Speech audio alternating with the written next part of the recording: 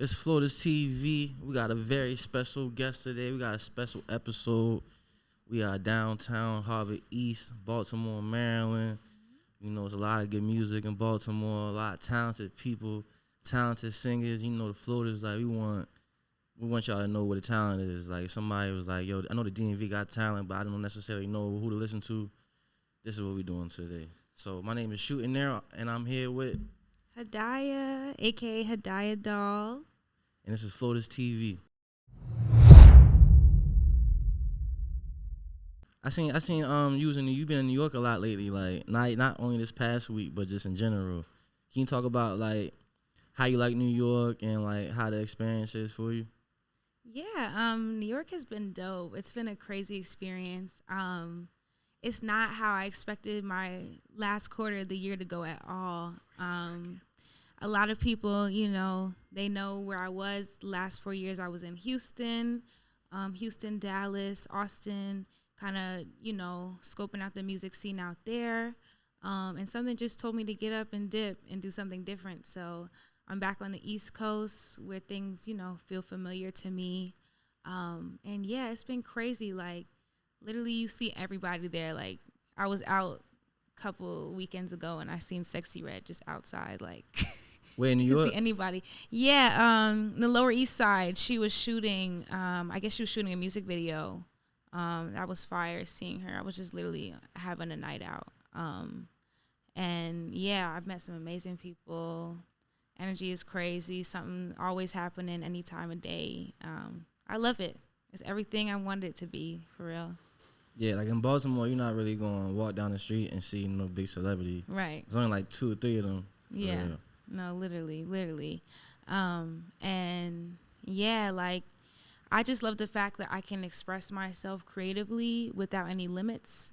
I feel like the South can be a little different when it comes to that. I think people are kind of a little more closed-minded out there. So I love just being able to pop outside with the fur, you know, colored hair, anything I want, like, just like, and people will look at you and be like, yo, like, you must be somebody. Yeah. Yeah. Nah, you know, for real, you know, you definitely got that fire fit on right now. Thank you. Appreciate it. So talk about have you always been like outspoken, flamboyant like this? I don't know if flamboyant is the right word. No, that's a word. We can use that. Okay. Definitely not. I definitely found my voice in boarding school, in high school, being like one of the only black people. It's like you're almost kind of forced to figure out who you are, or people will like try to put you in a box. And yeah, like I was really a power to the people type of girl all high school. I still am, but you know, like woke. that He was like woke. yeah, like you know when Freddie Gray, everything that happened with him, like we was really outside. Like I made it a priority to be out there, and my music really reflected that at the time. With my first EP was all like Black Panther samples from speeches and like sound clips and stuff. And it was just like really important that I said what I had to say about that. And then it translated into saying what I got to say about me, because that EP is called Nafia. Actually, it's my first EP. That changed the game for me. Like sophomore year of high school, everybody knew the words. Like my Sweet 16, everybody was lit with me, like cranking the EP. Like that's when I was like, all right, let me like actually take this serious. So you're not new to this at all, kind of like. Oh no. So like you had a buzz in high school. Like how many followers you had on Instagram in high school? In high school, I don't think my following was that big, just because I wasn't allowed to have an Instagram till my freshman year. But it was like the actual following, like outside, like being able to pack a room was crazy. I think it was only at like 2 or 3K in high school. And I will never forget my Sweet 16 down at the Motor House. Like the whole alley was packed, like people I didn't even know. And my dad was like, you got to perform your EP at this party. Like you never know who's going to be there. And yeah, like I didn't realize how many people knew the words to that one song. It was 4 on there, but it was that one song, Afro Girl, that really, really set me up for real. Like people, I really got a cult following from that, and it was crazy. I didn't even know for real. So you kind of, it's kind of always just been your dream, like art and like real life, what stuff's going on in the real world, and like putting into your music, like a lot of emotion as well. Yeah, it's always been an emotional outlet for me. Especially just being so cooped up all day at the school, like coming home on the weekends, like if I wasn't at the studio, I was somewhere having a show, and it was just crazy to me because it was like Hannah Montana, low key, like it was like at the TV show. Yeah, literally, I'm putting on my penny loafers and my knee highs and my plaid skirt and my button up every day of the week, and then the weekend I'm being my face and I'm outside, and it was just like that from like 2016 on, and it was crazy. So it's been a while. That same year the EP came out, and then the year after I was doing Afram, I did Artscape, and people came out like rain, sunshine, people was there. I just couldn't believe it, for real. I really still can't. Shit has been crazy. Yeah, it's been crazy as fuck. Nah, that's lit. I ain't know you had like that like groundwork put in. You know, that's important. A lot of times, like, everybody just kind of starting out. You know what I'm saying? So like, you have like the foundation, people following you and stuff like that. Yeah, I'm grateful. I really am. I'm glad I didn't. No shade to anybody who has, but I'm glad I didn't wake up at 21 saying I wanted to do this. Right.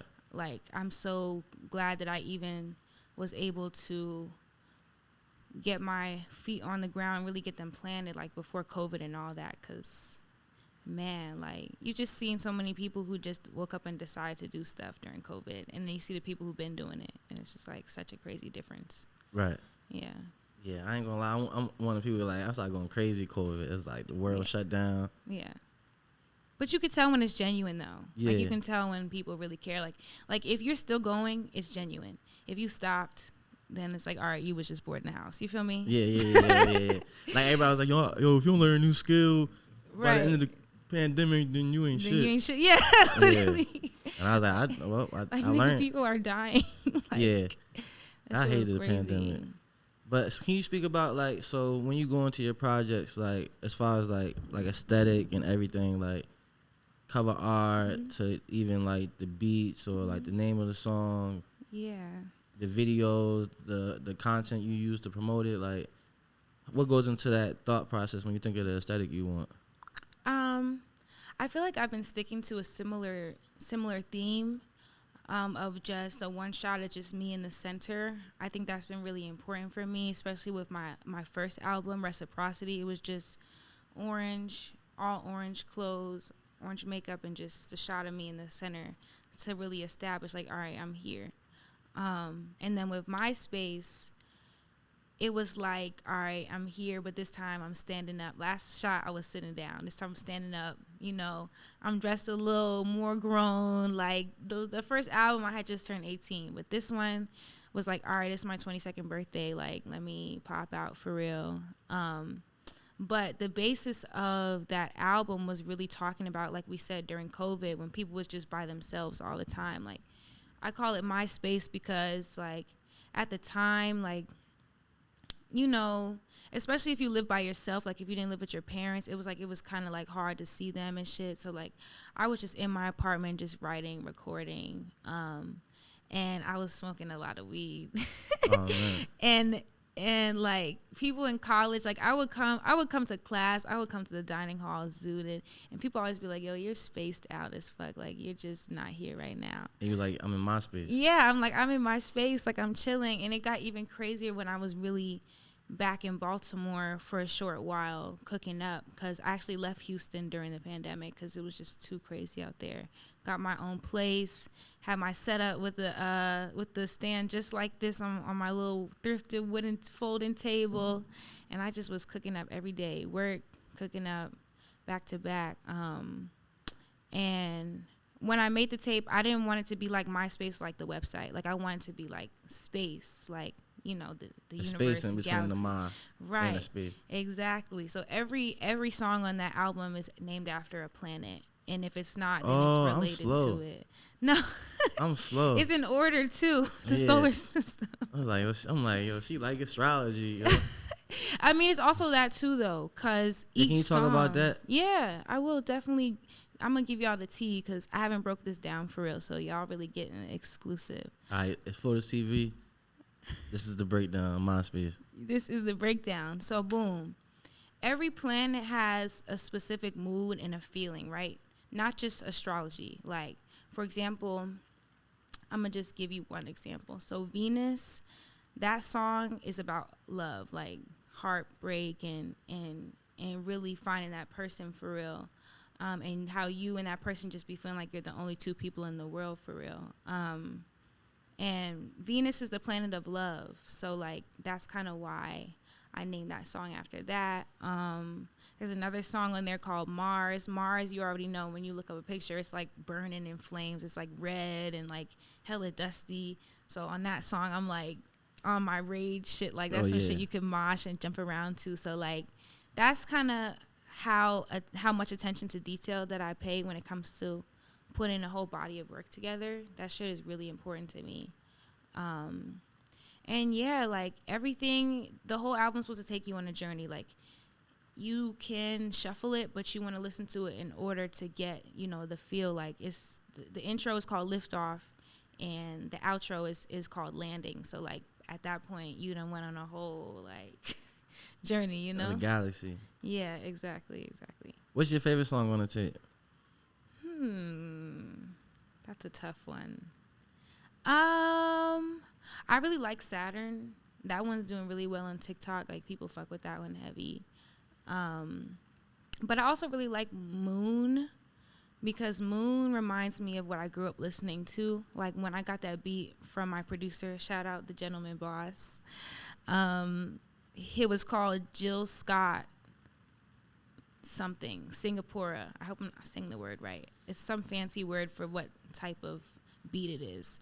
But it's like a Jill Scott vibe. Like, I grew up listening to neo soul and stuff, so like that song feels like what the little baby version of me would hope to hear from me at some point, based off what I grew up on, if that makes sense. Right. So that's why I fuck with that one the most, definitely. Yeah. You said Saturn, Mm-hmm. Saturn and Moon. Mm-hmm. Yeah, my favorite is to Infinity. Mm-hmm. And I like Jupiter. Yeah. Yeah. I'm glad you fuck with that one. I was like, that might be a good one to do. Yeah. Yeah. And so do people compare you to like scissors and stuff like that? And how do you feel about comparisons?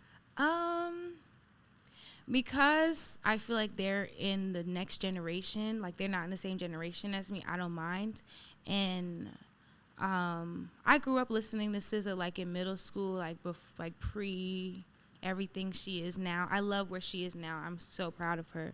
Don't get me wrong, but like the essence of where she started really means a lot to me, because she was just so raw and real, and like middle school was rough. So like having her to just listen to and calm down to, like, it was great.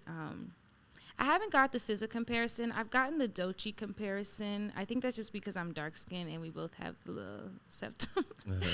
But yeah, like voice wise though, a lot of people compare my voice to like Erykah Badu, which definitely. I don't mind either, because I love her. I grew up listening to her. Like, that's somebody I probably know her whole catalog. And when I find a song that I don't know by her, I get really excited, because I'm like, yo, like another one for me to crank. It's like an episode of Martin. Yeah. Literally, like, I don't mind comparisons. If it's somebody who doing their thing, like, boom, like, you know, I like to think that soon people will compare other people to me. So, like, the fact that I'm even getting that, like, it's cool with me, honestly. So do you write or do you punch in? Well, I write all my own songs. I think there is a song on the album where it was a complete freestyle, and it might be my best freestyle singing wise. Originally it was called Beat 20, and sometimes I'm bad with the names on the album because I named them after the album was pretty much done, just to see what fit the most. Some of them already had the plan of name, some of them didn't. Yeah. But the Beat 20 freestyle was crazy. Like, that was prime COVID, and that was like the first song I did for the album. And so it just varies. Like, sometimes I freestyle, sometimes I write and, you know, read it from there. But I take pride in being the one who writes everything that I put out. It means a lot to me. I think that's really important. I won't be mad if somebody want to write for me one day, of course, if it's good. But so far, it's just been me. Yeah. So you like turn down how like people trying to write for you, or like try to give you a bar or something, maybe a topic. No. I will say for this last album, on the production side, I did have somebody who was kind of helping me, you know, say something better or like sing it a certain way, which was nice. I hadn't had that before with the first album, so I think I benefited from that. But yeah, like I know writers are really important in the industry. It's not something I would turn down, but I like the singer-songwriter title. It fits for me, for real. Yeah. Yeah. So have you what are some like the pros and cons of being a woman in this industry? Whew. Yeah, about that. I will say I give you my honest take on it is like safety has to be your number one concern. Like when I was living in Houston, things down there are moving really fast in terms of how people are trying to, you know, make names for themselves out there, to the point where people who you probably don't even know walk around with security, especially women, especially like, you know, not just people in the music scene, but, you know, dancers, bottle girls, people like that who come outside looking like something. You got to be careful because, you know, people gonna try to get you for what you got. And yeah, like safety is just the number one priority, because a lot of niggas are out here pump faking, and you gotta really just have discernment. Right. That's my favorite word. Yeah, it's important. You have to have discernment, because you never know. Like I will never forget, bruh, like being at the club one night with my homegirl. We was celebrating her graduation, and this nigga with like hella VVS's on comes up to us, and he's like, "Y'all know who I am? Y'all mean to tell me y'all don't know none of my songs?" What songs? I didn't know him at all. I didn't know him from nothing. And she actually makes music too. Shout out River Lyons. That's my girl. It was a woman that came up and said that? No, it was a guy. Oh. He was a rapper. And you was with a woman? I was with a girl, and he was like, the bar was like cash only. So we were like, fuck, like, we only got our card. This nigga, Sexy Red Style, pulls out the rack, and he's like, "I got y'all, but y'all gotta name one of my songs." We like, what the hell? And like, that's one of the like sillier times of like being a woman in the industry. But like, there are times where like, I think you can really benefit from, you know, pretty privilege and like stuff like that. So pros, definitely. Everything else but the safety stuff. I think being a girl right now is lit. Like, I feel like the girls are really running shit right now, honestly. Yeah. I think it's extremely marketable right now to be in the lane that I'm in. And yeah, honestly, I can't complain. You just can't take everybody for somebody. You got to see who's really real out here. And have a team. Yeah, have a team too of support, and you'll be straight. Yeah. Yeah. Oh, it's always something I keep in mind. Like, I feel like shit can go left. Like, so you gotta kind of like ensure the comfortability and shit like that. Right. Yeah, definitely. You never can be too careful. I know that there's been times where like I'll never forget, in Houston I had a club residency where I was like performing weekly at this club. Oh, that's fine. Yeah, and they gave you a free section and all that, endless casa, whatever you want, hookah, all that. But if you don't bring a crew with you, they're going to send promoters, friends that, you know, just want to pop in. They're going to come and sit in your section, and you look to your left and your right, and this random ass niggas in your section. Right. It's like, you got to come prepared. You know what I'm saying? Like, people going to do whatever they want to do. Especially if you're a girl, they're going to try to get over. And so I learned very quickly, like, don't travel one deep.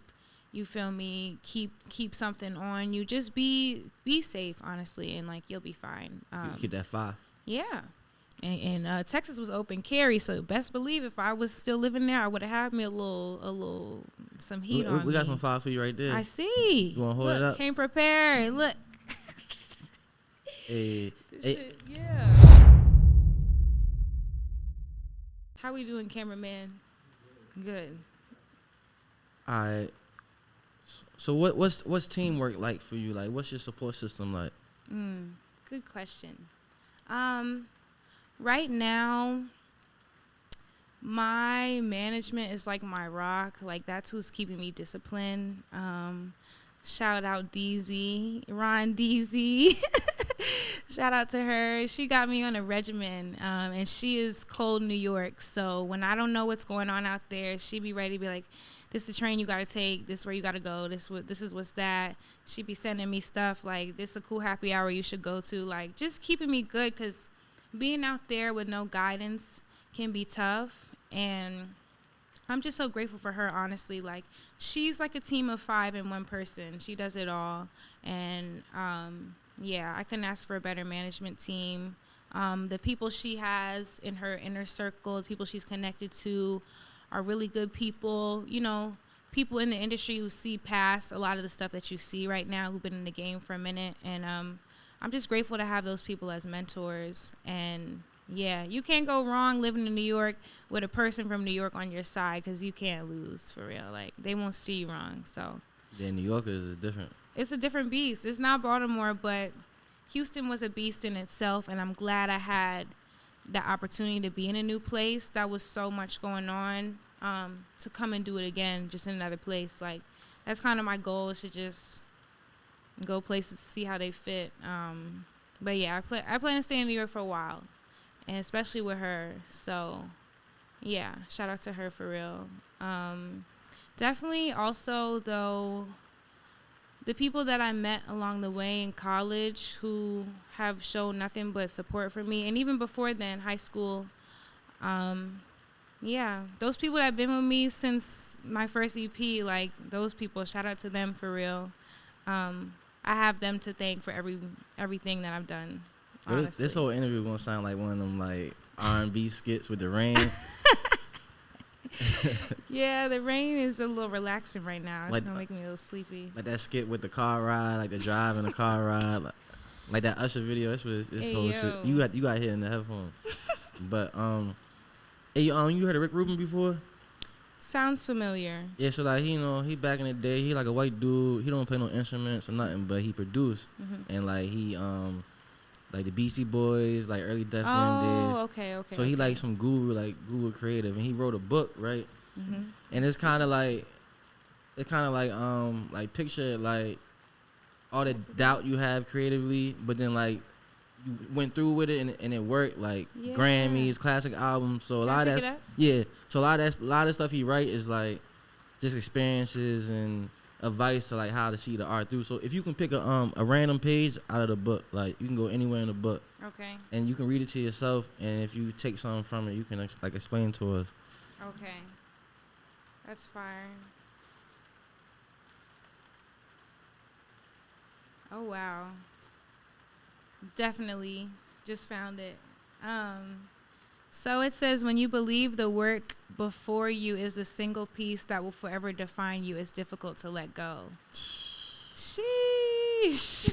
Man, I need to hear that today too. Nah, that's crazy. And I peeped that it's underlined in here. And honestly, like, that kind of speaks to something that's been in the back of my mind since I've been back on the East Coast.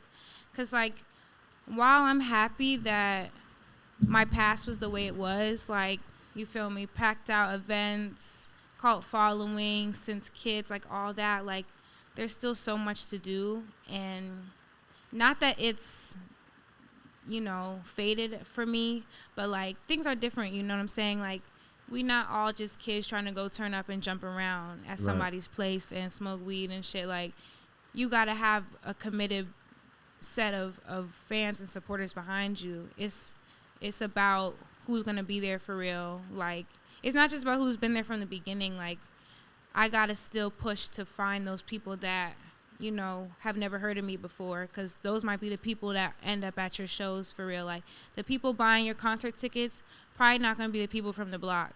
You feel me? They probably going to be the people that just happen to come across you. So, yeah, it took me a while to move on and make this new project, because, like, so many people were like, yo, I love Reciprocity, like the first album, like that's my shit. And like there's a song on there that everybody loves, and they're like, yo, we need more of this, da-da-da. And I still had to push the button and be like, all right, that's cool, but somebody might find the new wave that I'm on and be like, damn, this is the shit I was waiting for real. Like, my ears needed to hear this shit. So I definitely had to tell myself, like, don't sit in the confines of where I was, even though that shit was lit. It's time to get more lit. You feel me? Why wouldn't I turn up more? You know what I'm saying? Like, why wouldn't I push the pedal more? To the stars. Yeah, because a lot of people will just stay in their hometown and they won't grow. And, like, that's just been my main priority is, like, I can't feel stuck. Like, I refuse type shit. Yeah, and it's that discernment. Yeah. That's why discernment is such a great word. Like, yes, literally. Because every move matters. Every day matters. That's, like, my biggest, like, frustration with the journey is, like, stuff that you think shouldn't matter really, like, can toll you and affect you. And when you look around while things aren't working, you got to blame the stuff that you shouldn't have did. Facts. Yeah.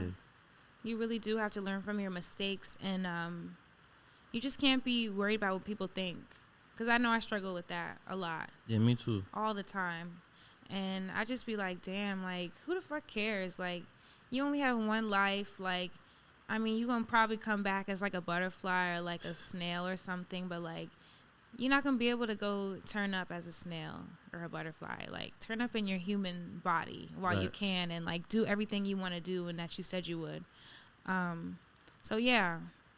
The theme right now of the last quarter is don't stop and push the pedal for real and take those risks. Like, just don't be trying to be comfortable all the time. You're not going to get nowhere like that at all.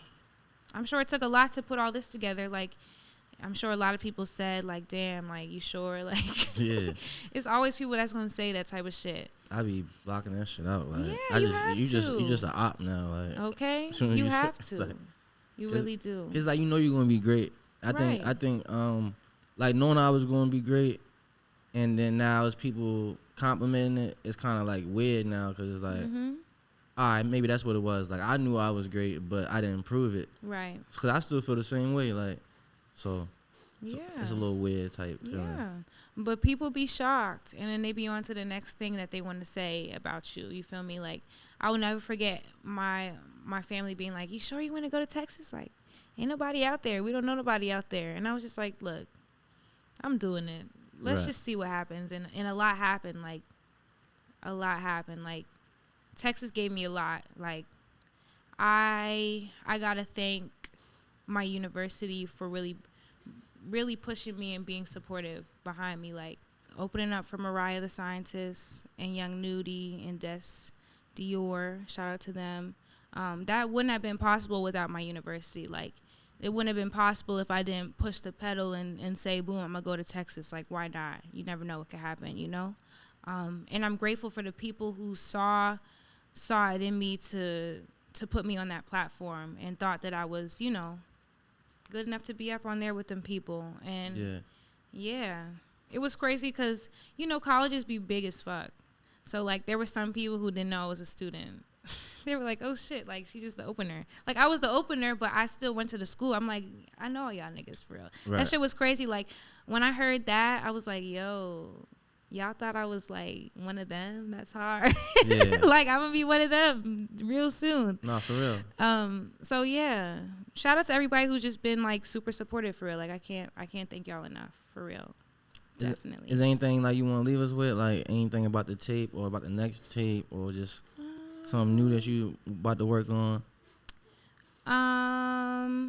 Or just like some advice, some insightful stuff.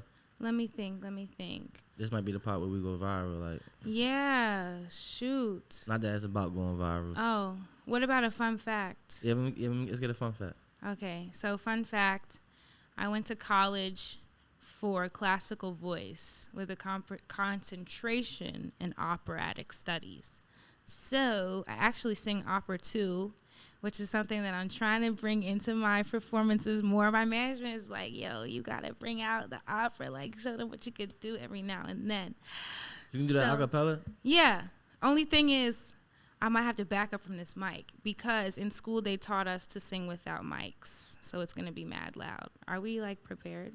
Yeah, we can do that. You want to do that? What y'all think? What you think? This is your show. I mean, all we got to do is pull the desk back. Okay. Or what if I stand up? Is that going to be taking me out of it, the shot and all that? Yeah. Okay, I'll just back up. Let me see. Oh, it's been a while. Okay, so this one's called Summertime from Porgy and Bess, the like best black opera ever. Probably like the best opera ever, period. Florida's exclusive. Okay, whew. I haven't sang opera in a while, guys, so excuse me. Summer time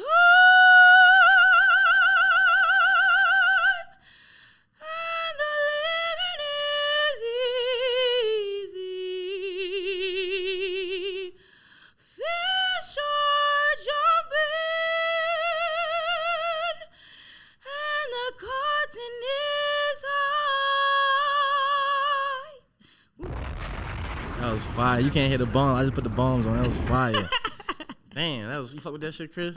What you think, cameraman? Let me stop calling you cameraman. What's your name? Chris Lifestyle Jets. That's fire. Yeah. Hell yeah. Y'all heard it here first, man. And ain't no fat ladies in here, but you heard it sing. Boom. Florida's TV. Subscribe to the channel. Tell them where to follow you at.